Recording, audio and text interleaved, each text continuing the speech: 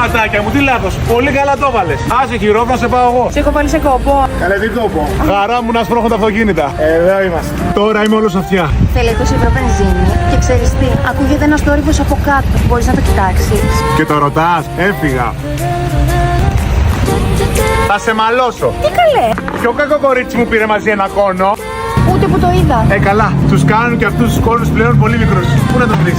Τι άλλα. Τη βενζίνη τη βάλαμε. Από τώρα βενζίνη, να μην δούμε λίγο τα λάστιχα, να κάνουμε λίγο τα τζαμάκια που τα βλέπω βρώμικα. Τέτοια φατσούλα κρίμα να κρύβεται. Θα τα καθαρίσω καλά να φαίνεσαι. Αχ, νομίζω δεν έχω και αέρα στα λάστιχα. Δεν έχουν αέρα τα λαστιχάκια σου, έρχομαι αμέσως. Κλείνω λίγο το μαγαζί και έρχομαι να δούμε τα λάστιχα.